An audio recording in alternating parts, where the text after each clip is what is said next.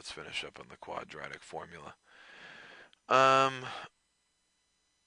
With these now, they just want to know what the discriminant is, and the discriminant is this. The discriminant is what's underneath the root. In the formula, negative b plus or minus the square root of b squared minus 4ac over 2a. This is your discriminant. So literally the formula for a discriminant is b squared minus 4ac. So it's like saying negative 3, because that's your b, squared minus 4 times 5 times negative 12. So negative 3 squared minus 4 times 5 times negative 12, I end up getting a positive 231 as my answer. So what that tells me is, if your answer for the discriminant, if the discriminant is positive, then you have two real answers, is what that means. If the discriminant is negative, then you have two imaginary answers. Those are the ones with the eyes.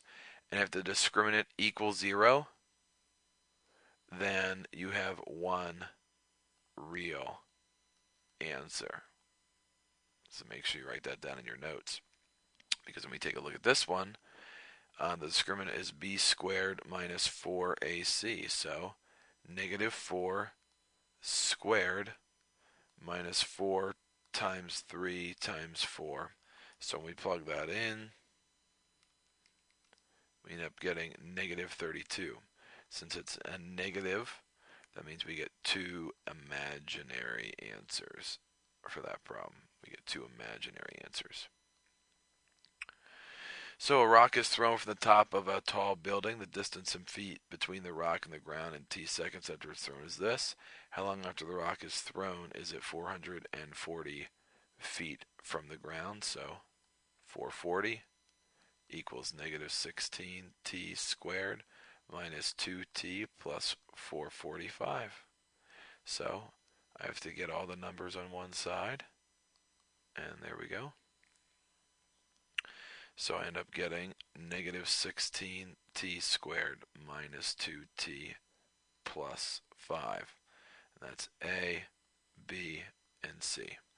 So what that means is it's negative 2 plus or minus the square root of negative 2 squared minus 4 times negative 16 times 5 all over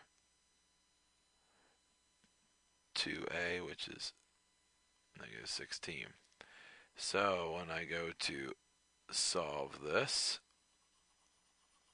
let's see what we get now, shall we? Let's see what we get. Alright, so underneath there, underneath the root, we end up getting